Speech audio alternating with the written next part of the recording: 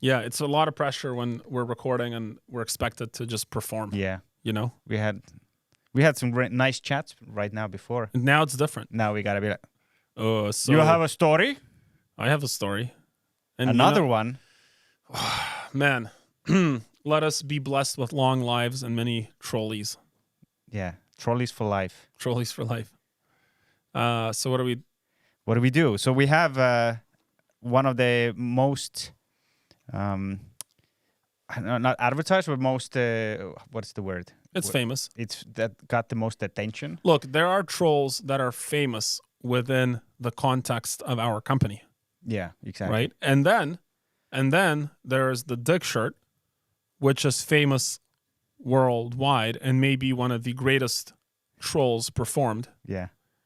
And I don't say this to promote the troll. I say this because we got into, first it was Perth Now, then it was some paper in Sydney, then it was in IBI Times UK, then it was in Daily Mail UK, which is like all the way where you want to be. Then it got into Fox. If you Google it, it's still on the Fox website. And then it got picked up by like Reddit, so it blew up on the social media side of things, and it got to the point where I think we're getting like 300,000 hits a day on our website, and this is up from like 2, because we're not like a retail brand. Like our tailors go to our clients, so it's very private one-on-one transactions. Correct. You know.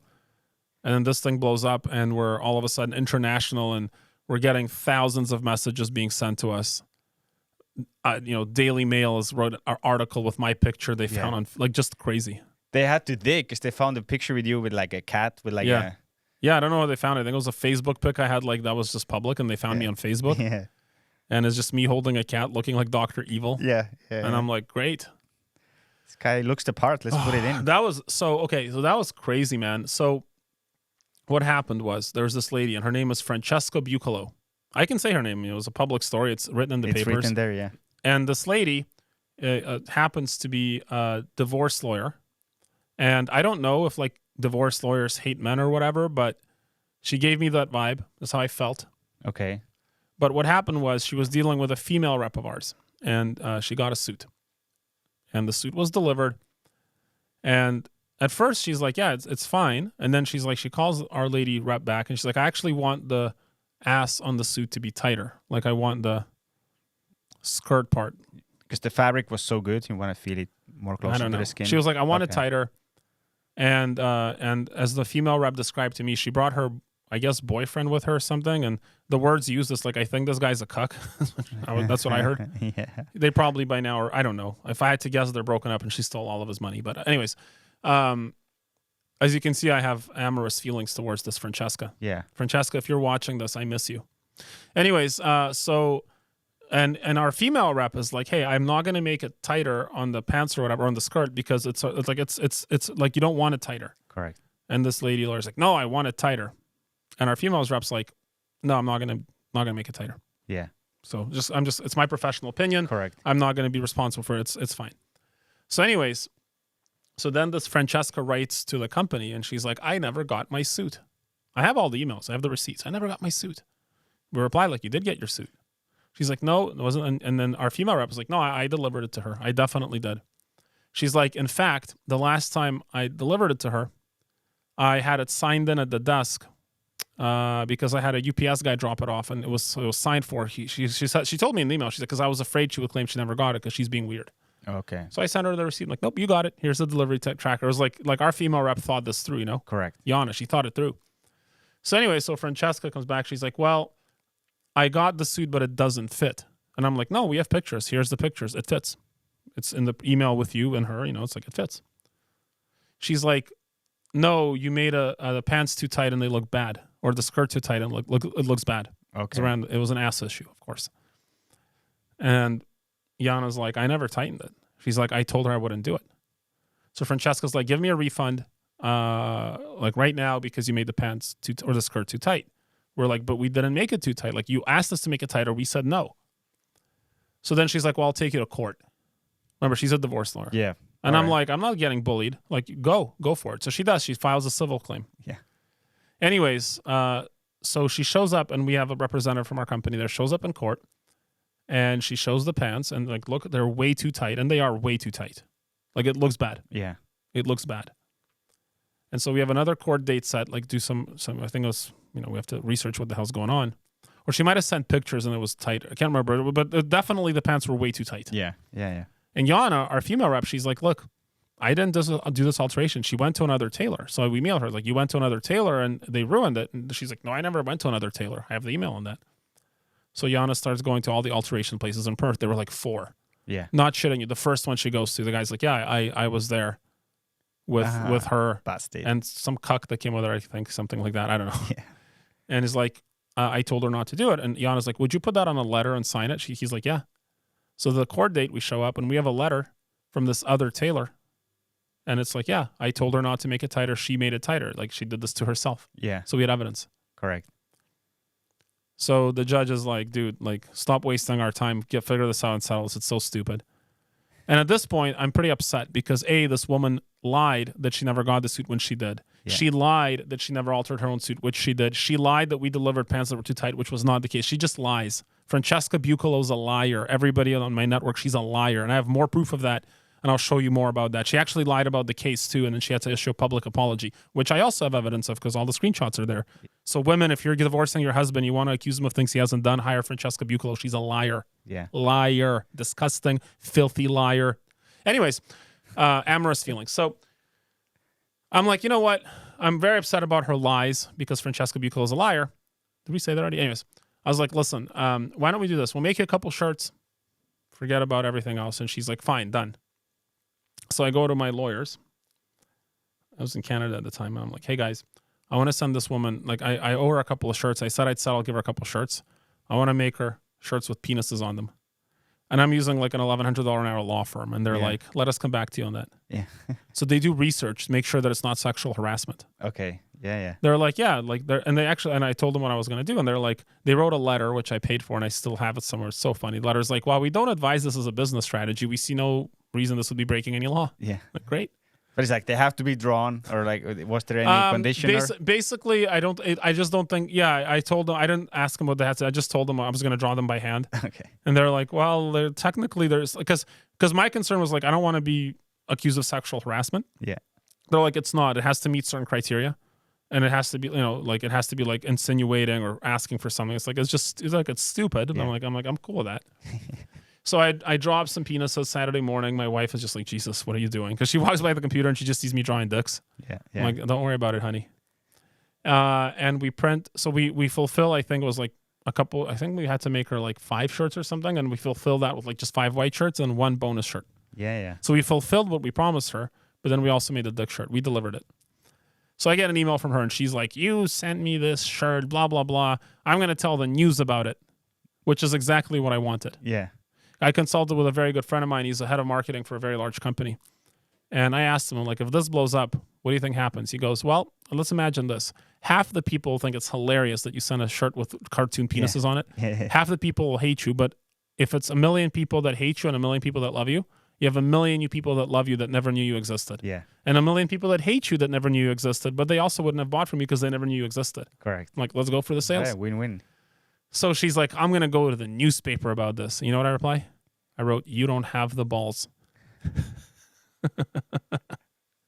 I wake up in the morning and this is already blown up because she's on like 9 hours something ahead of, I don't know, 10 hours ahead of me. Yeah. Already it's in Perth Now, morning paper, angry Tailor. And so here's what's funny about the paper. This is how she's a liar. She submitted pictures of herself with her ass and the very stretchy skirt, but she failed to mention that she had it altered herself. Yeah. Like she showed the pictures, but it wasn't the suit we delivered. It was the suit she altered after the fact when we told her not to do it. Yeah. She never mentioned it in the paper, so she lied again. And but this hits Perth Now and it blows up, and we're getting like so many messages to our company. Like, so there's a picture of her with like looking upset about the dick shirt, and there's like this angry Tailor. And I'm like, this is funny. I'm loving it. We get a lot of messages. A lot of messages are like, hey man, I'm glad you stood up to this person. One guy wrote me.